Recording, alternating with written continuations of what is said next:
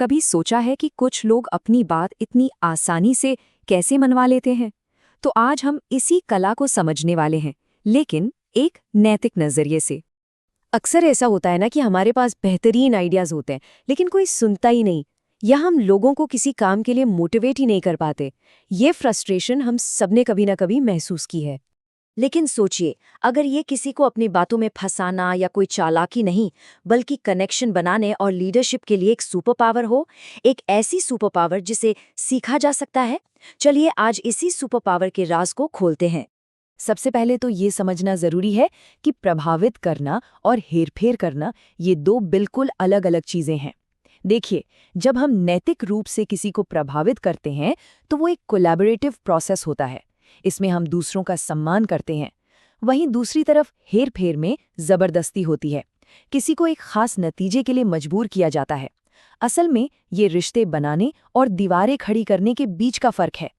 तो असल में सच्चा प्रभाव क्या है? ये एक कला है, एक स्किल है, जिससे हम नैतिक रूप से और जानबूझकर लोगों की सोच और उनके व्यवहार को इन्फ्लुएंस कर सकते हैं। ये किसी पर दबाव डालने के बारे में नहीं है, बल्कि सोच समझकर किए गए कम्युनिकेशन से उन्हें सही रास्ता दिखाने के बारे में है। तो इस स्किल में महारत हासिल करने के लिए हमें सबसे पहले उस जगह को समझना होगा जहां ये सारा खेल होता है, और वो है हमारा दिमाग, यानी ह्यूमन माइंड। यहाँ एक बहुत ही फंडामेंटल बात समझने की है, वो ये कि हम लोग पूरी तरह से लॉजिकल नहीं होते। ज्यादातर फैसले इमोशंस से लिए जाते हैं और बाद में हमारा दिमाग उन्हें सही ठहराने के लिए लॉजिक ढूंढ लेता है। सच तो ये है कि इमोशन ही हमारे हर एक्शन के पीछे का इंजन है। दशकों की रिसर्च से ना कुछ खास मनोवैज्ञानिक सिद्धांत सामने आए हैं, जैसे कि एक है पारस्परिकता या रेसिप्रोसिटी। मतलब जब कोई हमारे लिए कुछ करता है तो हम भी उसके लिए कुछ करना चाहते हैं, एक तरह का ऑब्लिगेशन महसूस करते हैं। इसी तरह सोशल प्रूफ, अथॉरिटी, ये सारे सिद्धांत हमें ये समझने में मदद करते हैं कि लोग नैतिक रूप से फैसले कैसे लेते हैं। और अगर हम देखें तो कोई भी पर्सुएसिव मैसेज इन 3 पावरफुल मोटिवेटर्स में से कम एक का इस्तेमाल जरूर करता है।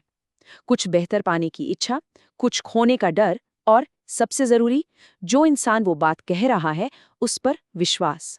लेकिन ये सारे मनोवैज्ञानिक सिद्धांत तब तक बेकार हैं जब तक कि नींव मजबूत ना हो। और वो नींव क्या है? वो है प्रभावित करने वाले की अपनी मानसिकता। विश्वास बनाना 3 मजबूत पिलर्स पर टिका होता है।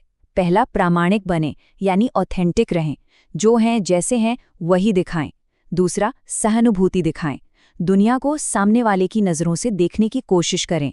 और तीसरा, कंसिस्टेंसी, यानी सुसंगत रहें। ऐसा ना हो कि कहें कुछ और करें कुछ।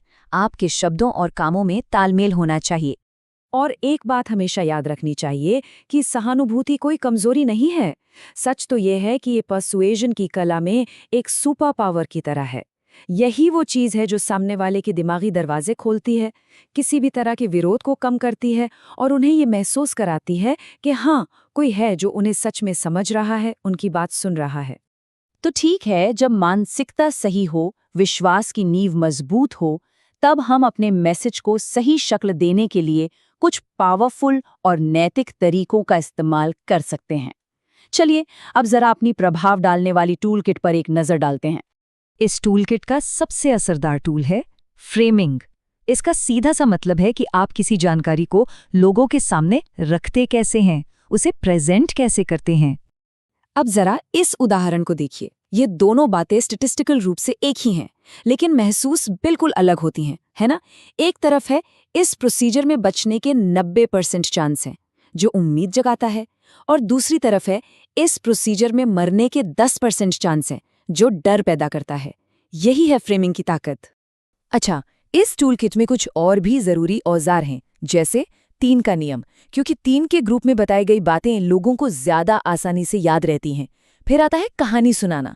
देखिए, फैक्ट्स और डेटा तो दिमाग को अपील करते हैं, लेकिन कहानियां सीधा दिल से जुड़ती हैं।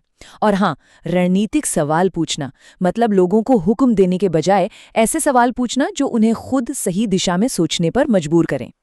जब हम इन सभी चीजों को, मनोविज्ञान, सही मानसिकता और सही टूल्स को एक साथ मिलाते हैं, तो हम एक ऐसा प्रभाव बना सकते हैं जो असरदार भी हो और पूरी तरह से नैतिक भी।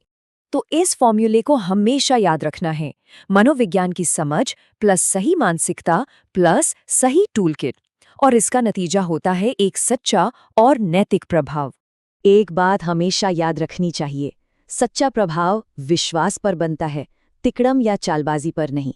तो असल सवाल ये नहीं है कि क्या हम दूसरों को प्रभावित कर सकते हैं। सवाल ये है कि हम अपनी इस ताकत का इस्तेमाल एक पॉजिटिव बदलाव लाने के लिए, कुछ अच्छा करने के लिए कैसे करेंगे।